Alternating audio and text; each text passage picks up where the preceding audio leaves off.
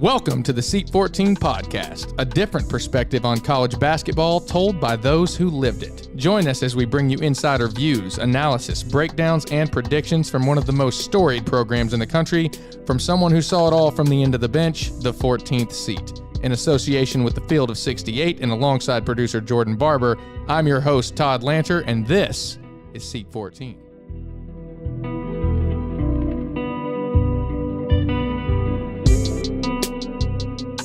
Welcome into Seat 14. Today is Sunday. Episode 15. Episode 15, yeah. Ain't that funny? Episode 15. It is Sunday, the 27th of February. We are back in the home studios here in Lexington, coming off of a loss against Arkansas over the weekend. I'm not terribly upset. Me either. At that performance. I'm not. I expected us to lose. I know you did. You picked them. That was before, I will say this, that was before I saw that Notae and Xavier were going to play. Mm-hmm. And actually, you texted me Arkansas minus 2.5.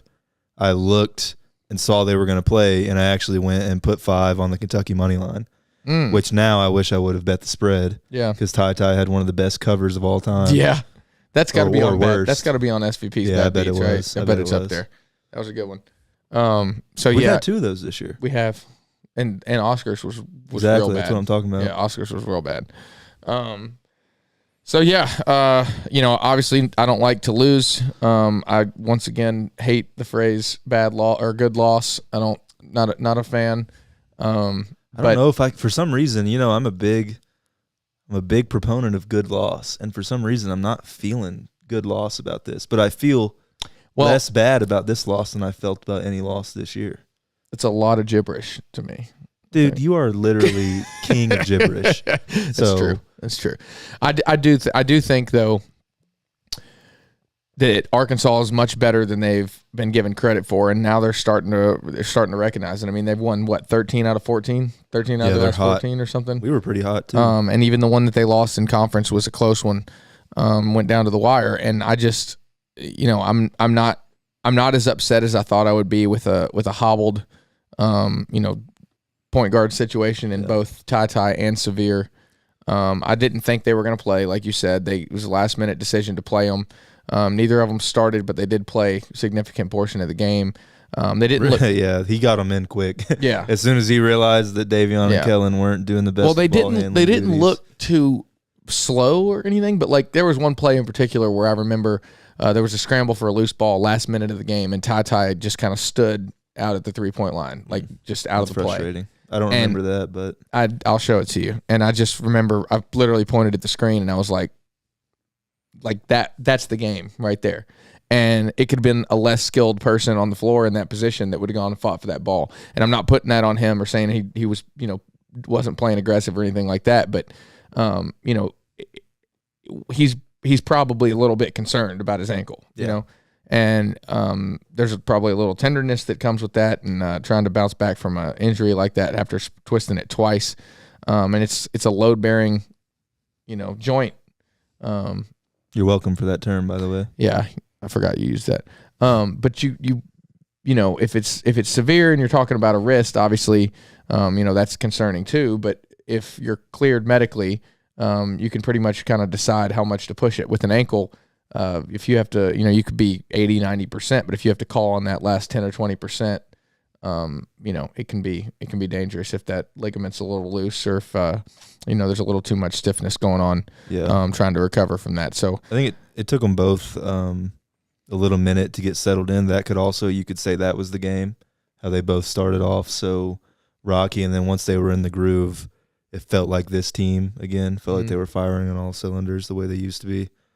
I just want to say, man, I missed Xavier a lot. Yeah. Could you also feel the difference with, like, we've had these past 2 games where Kellen and Davion were responsible for pushing the ball up the court. Oh yeah, dude. As soon as Xavier gets that ball in his hands, if there is an opportunity to be exploited on the other end of the floor, he's going to go get it because he's going to get that ball and get it past half court so quick. With no hesitation, he's skilled enough with the ball to over-penetrate and still be able to, like, stay calm and stay poised afterwards. he didn't turn it over too many times with the ball in his hands. So, yeah. The kid's talented. I missed him a lot. The kid's talented, and I think he gets a lot of unfair weight put on his shoulders. Yeah, I have another guy who gets an amount. You have anything else to say before I say it? 'Cause it's going to be a long conversation. Okay, I just think he's done a lot for this team, and he makes the right play most of the time. A lot of the people can't see too. Yeah, like in the locker room. Yeah, on the court. Talking between guys. Yep, he does a good job. And I'm proud of the direction he's headed. We just need him healthy. Yeah, great bounce back game from him too. Yeah, I'm okay with that. And I think he'll end up. I think he's going to be fine coming this week. There won't be any rust to shake off or anything. Yeah.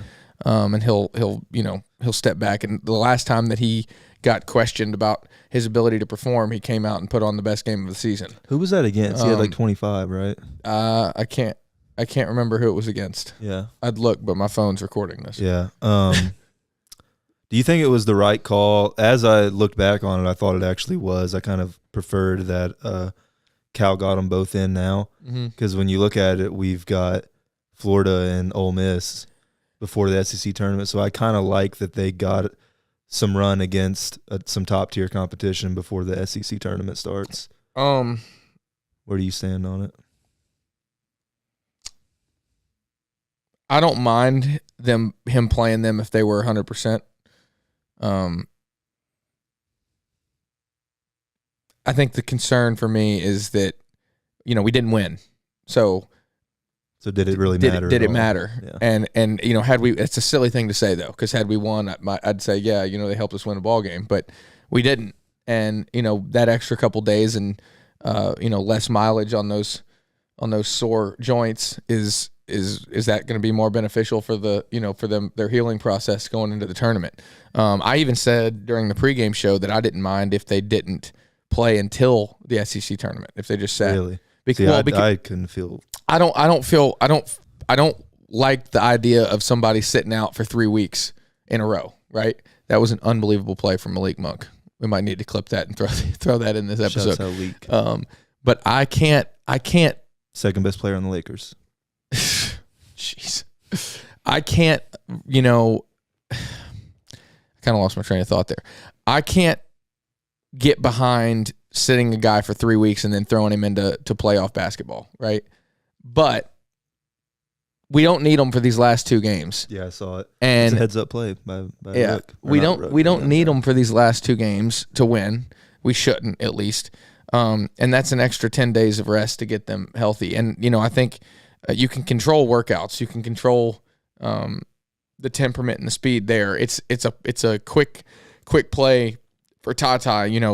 He's makes a jab step and tries to go baseline or something, and that ankle's just not strong enough yet. And you tweak it again, and then there goes the season. Yeah, I definitely see where you're coming from. I definitely do. But again, I can't. I'm not going to sit here and tell you that it's a good idea to sit a guy the last 3 weeks of the season ever, if the health isn't an issue. So we have one of the best training staffs in the country, and we have a phenomenal coaching staff that's not going to put them in a position to hinder their performance or question their future. So that tells me that Jeff and those guys on the sideline and in the training room said that he's cleared and good. Both of them were cleared and good to go. And, both of those guys are competitors and they want to be out there and help their team win. And if they told coach they're good to go, then it's not my position to question why they played. Yeah. So, I have, the utmost confidence in this staff to make the right call and not put a guy in a dangerous position. So I assume they got the head nod and they were ready. Yeah, that's another thing. This, the entire Calipari era, they've always erred on the side of caution with injuries. 100%. So if they said these guys were ready, they're probably ready. Yep, 100%. And it's not, I guess our quote-unquote job is to play armchair quarterback here. But we wouldn't be having this conversation if they'd have won the game. And there wasn't anything that stood out that made me look at that and say he shouldn't be out there. The only play that I can recall is that one I mentioned at the end of the game. And I don't even know that has anything to do with his ankle. I just was like, you got to get in there and fight for that ball because that's the game. That's the game right there. Yeah. All right, so here it is. I can't remember. Oh, yeah. I said I had something when you mentioned that Xavier gets a bunch of unjust hate. no player gets more undeserved criticism than Keon Brooks. Agreed. 100%. I have watched the Twitter mob and one organization that I'm not going to name here bring so much hate towards him and so much like just totally like biased. But why? Like, what did that kid has gone out. He's a good kid. He's gone such out a good kid. and laid it all on the line for this team every time. Yeah. And he's still, like you said, it's unjust. It doesn't make sense. I remember because they're silent when he has a great game. Yeah. There's no praise like that Oscar gets for what he does because Keon's had a lot of great games this year. He's adapted his game so much to fit the mold that this team needs for him this season. He gets railroaded about those mid-range pull-ups that he's taken so many of. He's hitting a lot of them. A lot. And he's able to score effectively in that position, and they're not coming out and trying to take it away from him. If he's being successful at that, I've said it 100 times. Cal looks for 2 or 3 things to give each player and say, do this and do this well, and you'll help our team. And I mean, if the mid-range jump shot is not at the very top of that list for Keon, then I'm curious what it is they are telling him, because that's what he's looking for. And he's doing a good job with it. And, of course he's going to miss some. He's not the greatest shooter in the world, but he's forcing the defense. It's spreading that defense out, opening the paint up for Oscar to be effective, for Severe and Ty and Kellen and all those guys, Davion, to drive in there and create, some ruckus in the paint. He's spacing them out. And he's knocking them down. So yeah, I agree with you. I think he's unfairly held accountable and never given credit where credit's due. And the only time I can think, it's happened several times with guys in the past, right? But the time that stands out to me that I played with that I remember was Archie Goodwin. Archie Goodwin got all kinds of hate for what he was, trying to do to help his team win. Archie was a slasher, right? He wasn't supposed to have the ball in his hand much. We had point guard issues that year. So what? We good? Mm-hmm. We had point guard issues that year. So he had to run point a lot. And he did a good job at it. He over-penetrated sometimes. He was being called upon to do things that he wasn't recruited here to do because he knew what was best to help this team win. And Keon feels a lot the same way. Yeah, and the thing is, we've had a guy in Kellen and Davion who have been forced to step into roles that they're not comfortable with and made mistakes and not get bashed on Twitter or in post-game shows because they messed up. Mm-hmm. Keon's going to mess up. Like, that's part of basketball. Mm-hmm. So get over it. Understand that he is probably the X factor of this entire team. Mm-hmm. Because as much as I've said about I get kind of stuck on, and this is kind of a freezing cold take at this point for me personally, because I used to say he would get stuck in cruise control and not crash the glass and use his insane vertical pop that he has, because he can really get off the floor. Mm-hmm. He's got long arms. He's a very, very good athlete. He kind of does that now. He kind of doesn't. He gets a lot of putback dunks. He helps Oscar rebound a lot. So that has passed with me. I think his effort is there pretty much every game. If you're going to question his effort, then you better start questioning a lot of other guys' effort too. Yep. Because it's there now. I agree. Then what else is there to – a lot of people are stuck on that three-point shot that he took. You know which one I'm talking about? Oh, yeah. It was we were down, what, 4? 3. I think we were down 3. It was okay. Yeah, it would have been – or maybe even down 2. I can't remember. I think it was 3. So here's my thing on that. Do I like the shot? No. The reason I don't like it is because he's avoided it all year. Mm. I don't want you to take that shot if you've avoided it all year and now you're taking it in the highest pressure situation possible. Agreed. So no, I don't like that. Am I going to get down am I going to shit on him for it? No, absolutely not. Because he's won us games. He single-handedly won us the Kansas game. Well, I also don't believe that he just decided to take that shot. Like, they were looking for him to take that shot. Like, you think so? I mean, Cal will say, shoot it if you're open. Right. I mean, and I guarantee you that's what he said. Because, I wish Keon would follow that philosophy more. You know, I want him to. I think that he has the potential to be a efficient 3-level scorer.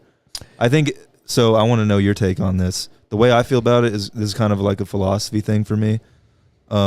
if you're an elite level Division I athlete, Keon, in my opinion, and probably most, has NBA measurements. 6'7", 6'8", insane vertical, super long arms. He has shown that he's a lethal shooter from 12 to 18 feet. In my opinion, what's the difference to step back another 4 feet and shoot that with confidence? Yeah, that's kind of how I am on it. I mean, Karl Towns wasn't allowed to take threes when he was here, really. I mean, I shouldn't say wasn't allowed, but he wasn't. That's not the shot we were after. Yeah. He just won the three-point contest. I mean, the guy's capable of shooting and stepping out and knocking them down. And, obviously now he's a pro and he spent several years perfecting that and shot hundreds of thousands of those shots. But Keon's, trying to make a profession out of this as well. And he's capable of shooting that shot, and he's capable of shooting it over defenders. And he's the one thing I'll give him is he doesn't alter his shot. He's not going to force something up, and you're not going to see him shooting like some crazy fadeaway. Unless he did hit one big one at the end of a shot clock this year that was pretty special, that fadeaway of baseline. But you're not going to see him try to implement things that he hasn't worked on in drills and in practice. He's truly lethal in mid range. He is, but again, he's able to shoot the same shot even when under pressure with a defender in his face. Yeah. But again, back to that particular play. Cal will draw up a play and say, hey, here's what we're going to do. Here's option 1, 2, and 3. And then, we break the huddle heading to the floor, and he'll say, hey, if you're open, shoot it. And he's saying, we want to get to these options, but if they leave you open, take that shot. And I would imagine that that's what he said to him. And he was wide open. Sure enough, he was wide open. To your point, he can't, if he was wide open and passed on that shot, one, it's deflating to your confidence. And two, they're not going to come out there. I know it was late in the game, but they're not going to come out there and guard you if you're not a threat to shoot that ball. Yeah. They're just not. And when he's playing the 4, we need someone to come out there. Exactly. And guard him, so Oscar has more space. Exactly. In the paint. And that's what I'm saying. That's why he can help this team even if he's not knocking those shots down. The threat of him getting that shot off and knocking it down. Which is another reason why I want him to not shy away from that. That's what I'm saying. Yeah. So, yeah, just stop the Keon hate, man. If there was one thing that I could get on this fan base about, is about how often people just choose to shit on Keon Brooks for. He's a great kid too. Yeah, I know, and he's been here so long. He hasn't left. He hasn't transferred. He wants to hit that shot more than you want him to hit that shot. He wants to win this game. He wants to be there for his teammates and step up and make those plays. And he shot it with confidence. I will never get mad at a player for missing a shot. And people do that with Keon. Yeah. Only with Keon. That better be the case for the 11 other guys on this roster. Yep. Because it's just not fair at this point. And it's getting under my skin, as you guys can probably tell. Yeah. Well, I'm sure he appreciates the support. So, but yeah, I mean, the guy's carved out one hell of a role for himself, and I think that it's time he gets a little bit more credit. And I really do think that he's going to have a big game, like a big game in the SEC tournament or something, and put everybody on notice. He is playing well, but when he comes out and has a 30-point outing and hits one of those threes and everything, I better see the same amount of energy. That same energy. Yeah, facts, dude. I better see that same energy. I'm over it, man. I'm so over it. I love it. All right, we're going to take a quick break, and then we're going to come in, bring Manny in, and let him talk all kinds of shit about that win from Saturday. But he's earned it. He's earned it. He's a great kid. He was actually we'll get more into it with him, but he was a walk-on as well, which is how he helped with the kind of the Seat 14 formation, like the little group. And then Manny's one of the OGs. And then he started for Arkansas as a walk-on. Yeah, he had a game winner against South Carolina. Yeah, and he started in the SEC tournament, and just a very, very cool story for him, and one hell of a ball player. So, very, very proud of him, and ready to hear his mouth. Yeah, so let's bring him in. We're going to take a break. We'll be right back. Let me take a second to tell you guys a little bit about our partners over at Bet Rivers Sportsbook. If you haven't signed up with Bet Rivers yet, now's the time, because they are offering a $250 match bonus for your first deposit. What sets them apart, though, is that they require just one playthrough to turn your bonus into cash money. With their new Rush Pay instant approval, withdrawing your winnings is safer, more secure, and more reliable. With basketball season tipping off, get in on the action by going to betrivers.com today or by downloading the Bet Rivers iOS app. Must be 21 years or older. Gambling problem? Call 1-800-GAMBLER. That's 1-800-GAMBLER. Welcome back. Joining us now, Arkansas Razorback Mad Manny. He hates when I call him that, I feel like. But he made a comment to me in a group message a long time ago, back when we were playing still. And I put the mad face emoji in front of his name, and he's been Mad Manny ever since. So appreciate you taking the time to join us. I apologize for the little technical issue we had when starting out just a second ago. So this is take two. This is take two. We're going to ask this question again. We're coming off of the Kentucky-Arkansas game yesterday down there in Bud Walton Arena. Unbelievable performance, I think, from both teams. I made the comment that I don't think Kentucky lost that game. I think Arkansas went out and took it. And you all are the most threatening team to me, I think, going into the SEC tournament, even more so than Auburn. I think Kentucky matches up a little bit better with Auburn. We have some more bodies to throw at a guy like Kessler and kind of stop their momentum. But you all have a lot of weapons, namely JD, who came in and absolutely shredded us to pieces. So I want to get your thoughts on the game, initial thoughts on the game real quick, and then I'm going to let the analytical genius over here dive in a little bit with you on what makes that kid so good. Yeah, I thought it was a good game. Obviously, if you're an Arkansas fan, you were happy. Personally, I thought going into the game, Arkansas would have the edge. You know, playing in Bud Walton is tough, and they've been hot. You know, they beat Auburn, beat Tennessee at home. It's tough to get a win on the road in Bud Walton. So I thought it was a good game. You mentioned JD. You know, he's one of those guys where, you know, when he's on and he's balling, it's tough to stop him. And I know we'll talk more about him, but you know, I thought it was a good game. You know, Kentucky's really good, better than I thought they were going to be. Like from the beginning of the year, I thought this was going to be one of those where they weren't as good, and they've really surprised me. And you know, we play that game on a neutral court. You know, who knows what happens, but you know, obviously, if you're a Hog fan, you're happy. BBN is licking their chops. They probably want to get another rematch of that one. Hey, well, I'll tell you this: we're probably going to find out what that game would look like on a neutral court here in a couple weeks. I think they are. I mean, even though Auburn has done their thing and they're a force to be reckoned with, and I don't want to try to diminish that, you know, by saying this, but that game I think is going to come down to I think it'll be that is the title game, Arkansas and Kentucky. I think Auburn's just got too many holes that other teams can get to. I don't know that they're a team that's capable of winning 4 games in a row for an SEC title or 6 in a row for a national title. I think Kentucky has those pieces. And I said this again, you know, Arkansas is going to end up being probably a 5 seed maybe. They're going to be a really, really, really big problem for somebody in the second round for sure. So you know, I think it's all, we both know it's all about how you're trending at this point in the season. Both these teams, Kentucky and Arkansas, trending in the right direction. Guys just getting their confidence and playing like a unit. And this is, you know, a particular different team for Kentucky that we're not used to seeing because we have so many older guys. We got the transfer rule that's allowed, you know, 3 of our starters to get in there and, you know, play a lot of minutes and you know, help mentor the freshmen that we're used to having. So we got Ty, who doesn't have all the pressure and weight of the world on his shoulders now. He's able to kind of play behind those vets. And that's not something we're used to seeing at Kentucky. And then, obviously, what did you call it? The Musselman bus? The Muss Bus. The Muss Bus is set to cruise control right now, and it's not stopping. It's a force to be reckoned with right now. So yeah, go ahead, dive in on the JD thing. I know you're a big fan. I got to ask you again.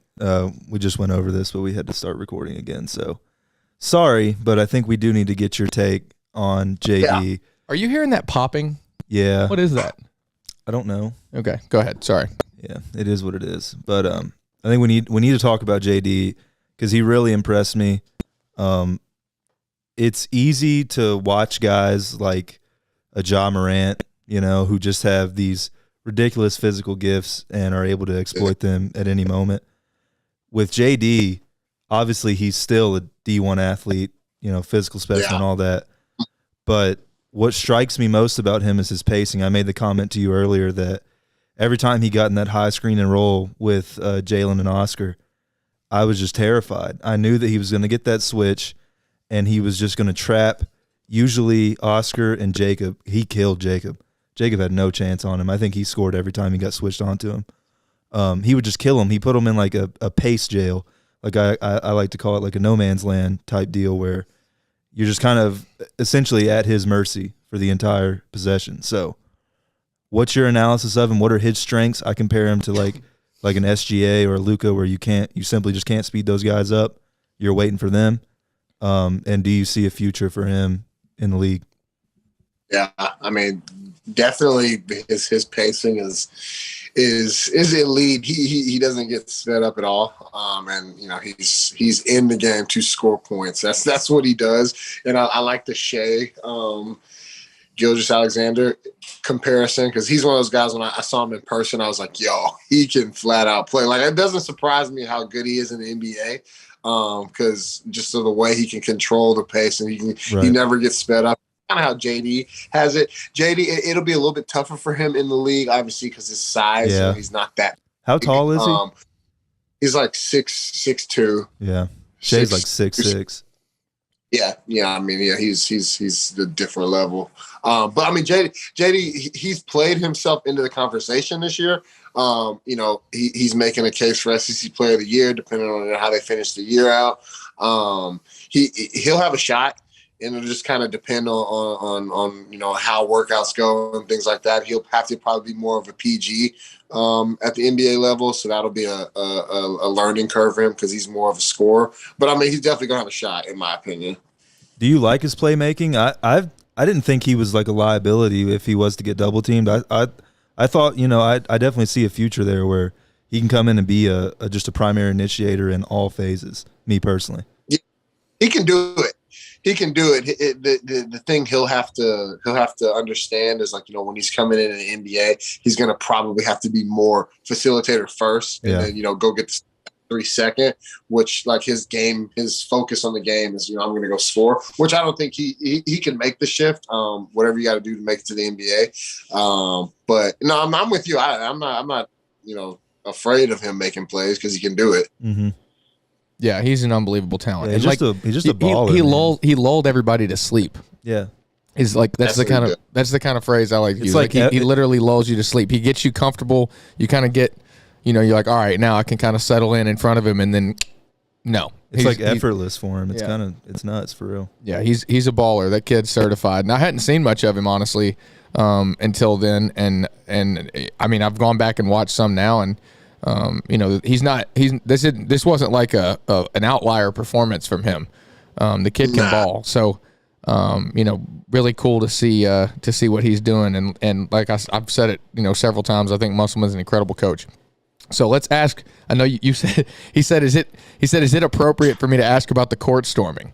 So we're going to talk about the court storming. Go ahead. How do you want to? Yeah. I mean, just what's your take on it? Like, what's your take on the fact that it didn't happen?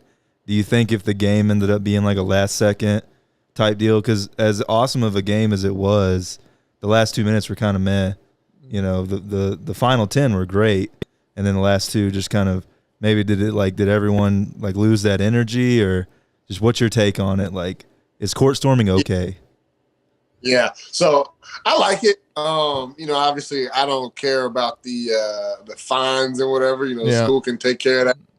I mean, I talk to, adults who are like way older, and they still talk about those moments when they did that at their school. So like, I like it, go build the memory.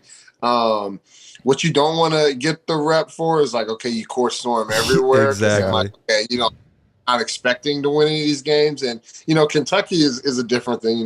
We've got this thing where we love beating Kentucky, like, and you guys are, being totally honest, like, Todd, you lived it. Like, everywhere you went, sold out crowds. A team would be 0-10 in conference, but then sell out their crowd when you guys come in. Like, it's just, everyone wants to knock you guys off. So I think, they were talking about not doing it. Like the athletic department was like, hey, don't do it. Like, there was a lot of chatter about like, please don't run the court. So I think that's kind of why that it kind of got, it kind of simmered down, because the athletic department and all the people were saying, please don't rush the court. Didn't they tweet that we'll bring the party to you, and they sent the players into the stands after the game and everything? Yeah, that they had other things planned just so they wouldn't have to, catch that fine. Yeah, but I think the fans were planning on, if they won the game. Oh, I like it. I'm never going to be, against that. We don't do it at Rupp. because they expect to win. We've done it on the football field plenty of times at Kentucky because don't have necessarily as great of a reputation in the SEC for winning football games all the time. So we've that, like you said, I've got some of my favorite memories from college storming the field. I remember beating South Carolina in particular one time, and me, Devin Booker, Alex Poitras, and Brian Long, this random group of four of us stormed the field, and we're taking pictures with the fans and everything. It was really, really cool. And those are kind of moments you'll never forget, especially as a student. So I have no problem with that. It's I think the game's gotten soft. Like, I think you agree too. We were both hard work, grind, put a body on somebody. I think it's gotten soft in today's society with not only with the way that the game's called, but also like taunting and you get fined and flags thrown in the NFL for reacting to, celebrating a play. Like, you work and put in hours and hours and hours and hours for years to reach some of these accomplishments and to be able to put your talents, showcase your talents for fans, and you're out there for entertainment. That's what the sport exists for. And they're kind of taking a lot of that away. So I have absolutely no problem with that. If we don't want you to storm the court, win the game. Yeah. So exactly. I have no problem with that. No problem whatsoever. But like you said, you also don't want to be the team that's storming every time or whatever, because, you do expect to win. And, win some, but it's one of those. It's fun. It's it's for the fans, for the people. Yeah. So hey, I loved the pictures of Musselman a couple weeks ago. We had his shirt off after they won that game. Even what's his name from Tennessee, or what's his name? Auburn's coach, Bruce Pearl, when he was at Tennessee, painting, body painting and stuff. I love that stuff. I love it. It's fun. All right, what's your next question? Did you put the top back on your beer? Listen, man. Did you put a twist top back on your beer? Listen, you got to prepare for the worst. Something's wrong with you. We're sponsored by Budweiser, so we're sitting up here sipping some Budweisers, watching this Warriors game while we're talking to you. There's 7 seconds left in this game. 5-point game. Warriors about to lose. Nice. Dallas way back. Huh? Dallas came all the way back. They were getting their tails. I know, they were getting spanked. Interesting stat, Manny. If I was to tell you that 2 players are tied for the NBA's lead in technical fouls with 13, I don't know who one of them is. I do know who the other one is. Guess what player that could be. And it's not Draymond, because he hasn't been playing much. It's the worst setup for a question ever, but Luka gets a lot of text. It is. It's Luka. Good call. Luka talks some noise. He does, bro. I love his hands. He is jawing. He is talking. He's on the free throw line right now, about to put him away. He seems like the most unsuspecting guy, but yeah, apparently he just gives the refs hell every game. Speaking of giving the refs hell, Oscar Tshiebwe. He's the nicest dude ever. I think he's really tough to officiate. And Cal said this a few times, like, he's just so big and so strong. What was your take on watching Oscar, kind of just put the team on his back in the first half and essentially give Kentucky their only chance to win? Also, the announcer who was like, Jalen Williams can't guard him. I'm not sure about that take. No, that's a rant. That's a crazy take. Actually, before you answer that real quick, the worst part about doing the radio, so I do the pregame and postgame for ESPN, and we do it from a bar across the street from Rupp Arena called Lex Live, and it's great. It's fantastic. It's 24-inch screens and everything else, but you can't hear the commentators in there very much because it's so loud. So I didn't even know that until you told me that he said that, and I was like, is he even watching the game? Yeah. Anyway, go ahead. Yeah, so Jalen Williams, he's one of those guys who he's the glue guy. You do everything for you, take a bunch of charges. I'm impressed with Tshiebwe though. I guess I don't know, Todd. You guys can tell me if I'm wrong or not. I thought with him, he was going to be an energy, like get you a bunch of rebounds, go dunk. I don't know if what the development plan was, but he's turned into a go-to, that's our big man go-to guy. And I don't know if he was always that way, but just the first few games I saw, I was like, okay, he's just the big energy, get a rebound, get a dunk. But he's turned to me, he's a real like pro. Yeah. And I just didn't think that was the case at the beginning of the year. But I mean, he's the best big that Jalen Williams had to face all year. And it showed. Walker Kessler fans won't be happy to hear that. I like Walker Kessler, but I also think like he is a little bit of a product of having some of those other guys around him too. Like I don't know if he's with just him, take out Jabari Smith and take out some of those other guys and put him 30 minutes a game, 40 minutes a game having to do that. I don't know if he's the same. But I know, I mean, he's good. A dude can, change the dynamic of the game. I like Oscar more, though, to be honest. Oh, yeah. We do, too. Yeah, I appreciate that. I appreciate the analysis because, to me, it's spot on. I didn't expect that from him either. I saw, the product he was putting out at West Virginia and thought that we might be able to get him a little bit of development offensively and get his skill set together. But I kind of expected the extent of that to be going over his right or left shoulder on the block, and that pretty much be it. And he's stepping out. I mean, he knocked down, early on in the game, he hit an 18-foot jump shot, like right from the beginning, right at the head of the key. And y'all gave it to him because they've probably been told back off of him and let him take it. And he knocked it down. Now he missed it a couple other times throughout the game. I still think an Oscar jumper is a win for the defense. It is. But my point is he's at least threatening them to come out there. Yeah, it's necessary. No doubt. So especially for his NBA future. Yeah, everybody around town's like, well, why is he not higher on the draft boards? And it's because of what you just said. You have to be more well-rounded. You can't just be, you got to have a couple components to the game in order to be successful as a pro. But to your point, the dude is just putting up consistent, insane numbers. The fact that he's going to be the first guy in 35 years to average 15 and 15, I think. Yeah. And that's just absurd. And I use this example a lot when I'm talking to people about him, but 15 rebounds on a stat sheet jumps out at you and you're like, whoa, 15 rebounds. But translate that to what that actually means. That's 15 possessions, extra possessions that we're getting to get a basket, and it's 15 less possessions that you all are getting. It's an inverse relationship that he's providing this team. 15 rebounds a game. 5 offensive, too. 5 offensive rebounds a game, which means, literally he's getting – what was that stat about offensive his efficiency and getting offensive rebounds? I can't remember exactly what it was. Yeah, I don't either. It was something like – it was something like 25% of the time that he's on the floor, he gets the offensive rebound if we miss the shot. Imagine what that does for you as a shooter. There's a 25% chance that if I miss this shot, Oscar's going to get it anyway, and we'll just get it. We'll just run the offense back and get another possession. That's nuts. And what that does for your mindset, as a shooter, or as somebody else that's flying in there to get their rebound, or one of our other guys, that maybe a bench guy that's a big, knows all I have to do is box my man out. All I got to do is keep my man from interfering with Oscar. Oscar's going to win his battle. I need to win my battle. And when you kind of break it down that way, I know Oscar's mindset is there's 5, and we talked with Cash about this actually. In fact, I loved that analogy that he gave us. But there's 5 little battles going on in the whole war, right? Oscar's going to win his every time. That's his goal. Yeah. I'm going to do my part, and then I'll worry about helping my teammates. So every time a shot goes up, he does what we're all taught to do, but most people have lapses, in a game where you miss an assignment.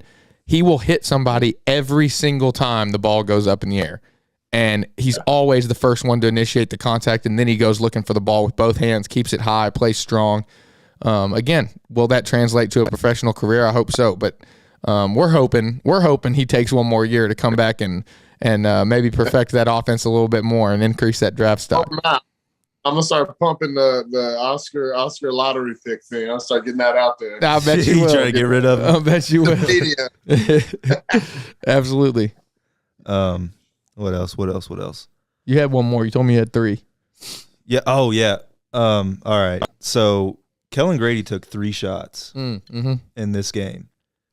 Yeah. Manny, when you're watching, obviously the focus is Oscar, of course. He's sitting here going off. He's handling double teams. He's passing out of double teams, which is terrifying for other teams if he's doing that on a regular basis. What did you see? A lot of talk has been made about, well, it's probably that at this point, Kellen is just not aggressive enough to take his own shots, to go out there and create his own shots within the flow of the offense. I think a lot of it falls on the coaching as well. I think at the end of the day, if you got a guy who can shoot like that, you can manufacture shots for him. Point blank period, especially if you're Kentucky. Are you familiar with Kellen? Yeah, I mean, and I'll tell you, like, when I saw he was going to Kentucky, I was like, oh, like, I think he can play himself into like a first-round draft pick. Yeah, because about Davidson, and I was like, oh yeah, he'll get into Kentucky, like he's gonna get some looks, like he, you know, his confidence starts rising. I was, when you guys picked him up, I was like, oh, that could be a big pickup. And I haven't followed, you know, 100%, but he's had some pretty decent games. I think he have a good game against this, maybe he did, yeah. But he started off real slow, and I think part of that was like what you said, his confidence. But I also think Cal was misusing him for a while, and I think they finally realized that he needs to have the ball in his hands more. We were using him as a spot up shooter, which is fine. So then, what do you do with last night? Because it seemed like he had turned it around and that he was going to get the ball more often. I don't have a reason as to why he didn't get utilized. Yeah, I mean, to your point, I do think that was a little bit of a miss, and I was candidly telling some of the people I was watching the game with, I was like, hey, like, let's keep him, you know, out of the game, and things fine. You know, that I was happy to see that. But to your guys' point, he's definitely got to be involved, because to me, he's, you know, apart from Ty, and then that guard, I like the point guard. Severe. Yeah, I like him. But he's that next scorer where if he's right, you know, I could see you guys in the Final Four. If he's not, you know, I could see one of those where you guys have a second round exit or something. Yeah, I think you hit the nail on the head. Kellen's, to quote you, the second, if not the best, most offensively gifted player on this team. I think he's the best. I think Ty will. I think besides Oscar. Oscar's just a freak. I just don't know what to do with him, but it's not necessarily offense with him. It's just everything. Yeah. As far as skill, it probably is Kellen. Kellen's, in my opinion, where I was going with that, is so much better with the ball in his hands. So I like him in all the dribble handoff actions, because you're forcing the defender to, you know, he's more confident playing with the ball, and it forces the defender to choose how to play that screen, right? You go under that screen, he's shooting it. You come up on him, you wall up or switch or whatever, then he reads it. He reads the pick and roll so well that he's forcing the defense into a tough position. And I think we continue to utilize him in that way. And he doesn't always have to put the ball in the basket in order to change the game, because he's drawing so much attention from the defense when he's playing in that way. So I like when we utilize him like that, and I really can't understand why we didn't do it as much on Saturday. He only got those 3 looks, and even the third one was at the end of the shot clock at the very end of the game. So it feels like something that should have been an obvious change. But I think, you know, they'll get back and look at the game tape and find some of the flaws that you know, in our approach. But once again, I don't think it was Kentucky losing that game. I think Arkansas came out and took it, and you know, we had a couple opportunities and we just didn't convert in the way that we need to at this point in the season, because, you know, it won't be long before there isn't a second chance with something like that. You either do what you've been practicing to do for the last 5 months, or catch you next year. Yeah. Anything else? Yeah.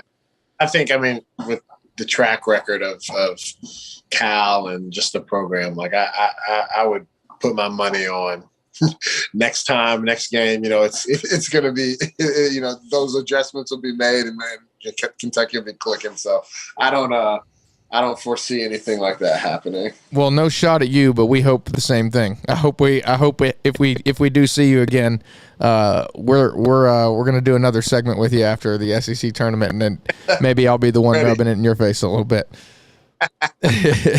All right, last thing. You got anything else? No. All right, last thing. First off, if you win out now, does that put Arkansas as the 1 seed in the SEC tournament? Because they got the head-to-head against Auburn too. And Tennessee. Against Auburn. We either win out and get it, or we might need Auburn to drop one. I don't 100% know. Okay, I need to check on that. I don't think we go into Tennessee and win anyway, so I don't think it's going to matter. But I think if we win out, I think we're one. Are you at Tennessee Saturday, or is it this week? Yeah, we're at Tennessee. I don't know if it's Saturday. I need to look at the schedule. I'm not sure. It's either I'm out of the It's this week. It's sometime this week. I just don't know if it's through the week or Saturday. That'll be a good one though. That'll be a tough one. If we get out of there with a win, then I'm like, dang, we need to slow down, like save some of the heat for March. Yep. Like winning too many games early on. I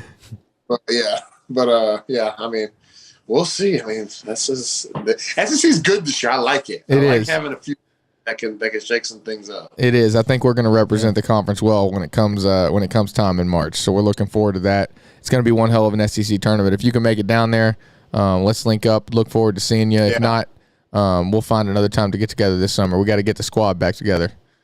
Yeah, we need to, for sure. All right, bud. I appreciate you. Congrats on the engagement and the engagement photos. Proud of you. And I'll catch you soon. All right, man. Thanks, Manny. All right. Appreciate you. We're going to take a quick break. We'll be right back. We want to take a moment to tell you about our friends over at Liquid IV. Liquid IV's Hydration Multiplier is a great tasting daily electrolyte drink mix that utilizes the breakthrough science of cellular transport technology to deliver hydration to the bloodstream faster and more efficiently than water alone. Just add the electrolyte powder to your water and let CTT do the rest.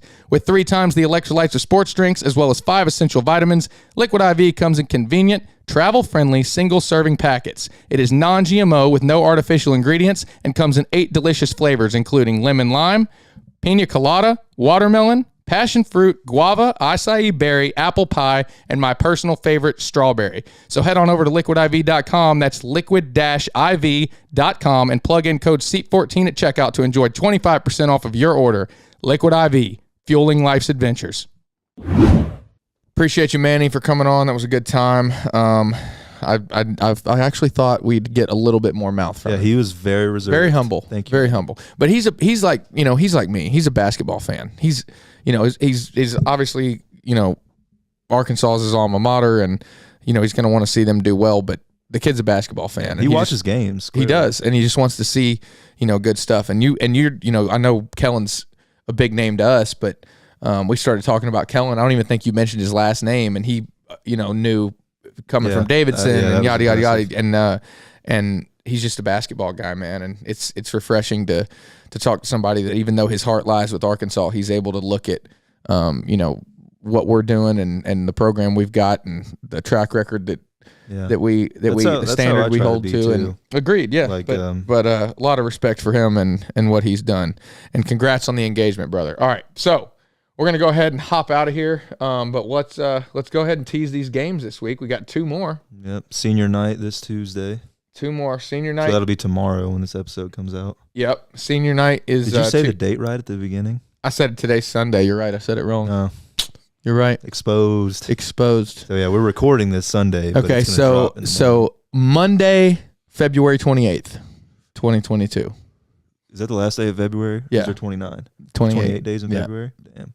Unless it's a leap year. Your birthday falls in the shortest month of the year. Correct. Oh, geez, baby.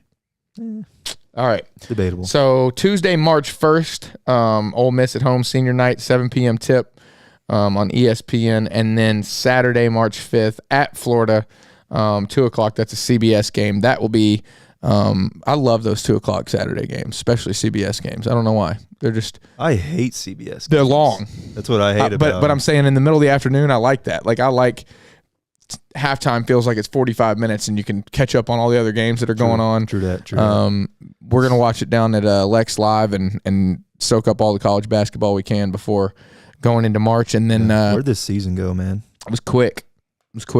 I love this team. I do too. I want to win the SEC tournament really bad. I'm not going to lie to you. I do too. Usually I don't care that much. I really want to win it this year. Well, I'm going down there. I don't even know if I told you this, but I'm going to go down to Tampa. So I want to win it because it'll be a blast to win it down there in Florida. I'm curious what the seeding is going to be. I think it's going to be weird. Is it ever really? I'm bad about remembering numbers like this. How often is it like 2, 3, and 4 are all 12 and 4? Not very often, I don't think. But yeah, not very often. But either way, we won't play till Friday. I don't think. And I remember hearing we might be locked into that 9 p.m. game. That's scary. Probably. Right? Friday, 9 p.m. Friday. That's not ideal from what I've heard. That's probably, I'll need to check the schedule, but that's probably what it's going to be. I mean, oh well. If any team should be impervious to that, it should be this one. Yeah. You know, Impervious. I don't Look think. at you. Yeah, shouts out me with the grammar. Oh my god. Or actually, that's not grammar. Whatever.